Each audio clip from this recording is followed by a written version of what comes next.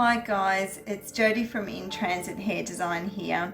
I'm just putting a little tutorial together because the other day I trimmed my own fringe.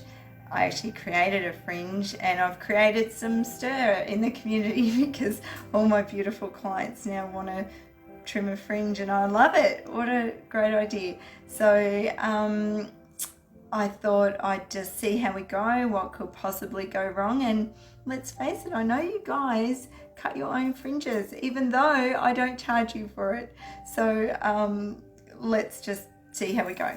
So all you'll need is some clips and anything you've got at home, seriously, anything you've got at home. You might have a hairband, anything.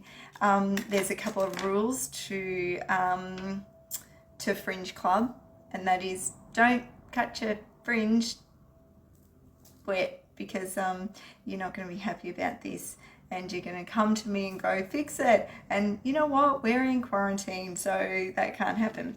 Also, you'll need a comb, any comb, don't worry about it, but just try to make sure it just has all its teeth in there. A pair of scissors, which perhaps won't be as good as my little Excellent Edges scissors, but let's be honest, you probably use kitchen scissors because I see the results. So I'm trying to avoid that when you come back and see me.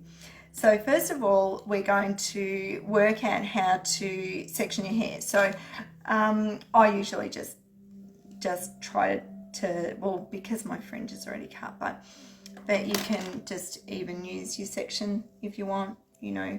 So, and what we're doing is we're going from a middle part, which is really, you know, important with any solid type of fringe. Go from your middle part and come down. Don't go too wide out or you're going to look like Cleopatra, and that look for 2020 doesn't kind of work right now. It's got its place, but it's not here, not now. So try to go, and always you can add to a fringe. So try to make sure you don't go maybe past your eyebrow would be a good reference point, and just in a V. So bring it down, don't come out and out like this, or you're going to end up with a fringe that just will not sit, it won't sit. Always factor in mind that don't cut a fringe wet. Always make sure that you're aware of your cow's licks or any little jumps or any turns that the hair does. My hair always gets a part straight in the center. So sometimes the best way, if you've got a cow's lick or you've got a stubborn part, is to put a little hair clip in there at night while you sleep. Okay, so first of all, you're going to bring the hair down and just comb it gently. Don't try to flatten it out too much or you're going to end up with a fringe that doesn't sit naturally. Then what you're going to do is, once you do that, you can pick your fringe up, especially if you've got long hair and you're kind of coming right down. I want you to take your fringe and just cut it to about here, because you don't want your fringe too short initially. I cut my fringe when I was a little girl, too short. I was in kinder and I never got a boyfriend in kinder, and I'm sure it's because of the fringe. It looks silly. Anyway, so we're going to come like this and we're going to cut then. So your fringe is down here, then we're going to come up and we're just going to cut longer than you want, longer. So like that. Then you can pull it like this, and I'm going to look in my mirror because that's where you're going to be looking. You're going to be looking in a mirror. So you're going to go like that, and you're just going to take very gently, take little bits off. Pull it out.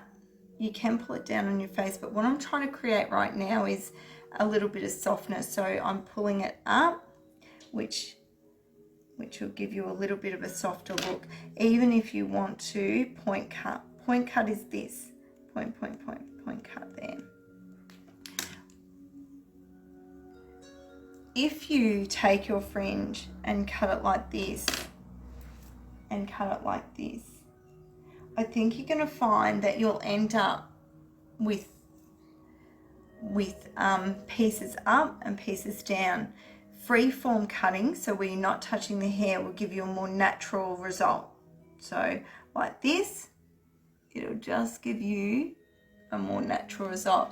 Then you can take your comb and you can comb it down and think, where do I want that? So maybe now I don't want that little piece in there. So then we take that and we just kind of, now you'll notice I always have my hand there, and I always do, because of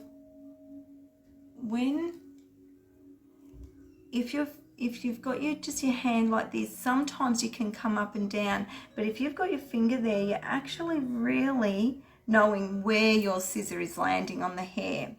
So, and slow and steady, there is no race. We're in quarantine. We've got all day to do this fringe. So just remember, slow and steady wins a race. Then we're going to come up like this. So you're going to come up and you're going to just cut from there. So just little pieces, just take those edges off. You can come down like that as well. So you see how you don't have to take huge amounts off. What this is going to do by doing this is it's going to give you a softer look to your fringe, because you know, no one wants to look like Lego girl. I don't want to look like Lego girl. How will I ever get another boyfriend if I do this? So we just bring it up and then chip away. Don't cut it too short. As I said, you can always take more off it. Oh, I didn't have a clip there. Give it a little spray. If your fringe is like mine and it's got little pieces, you can bring it up and you can back comb it a little bit. Oh, that looked like something about Mary. Anyway. And then if you want, you can have it coming to the side. Oh, there's so many fringes you can actually do here. Mine is a solid fringe. I'm doing the solid.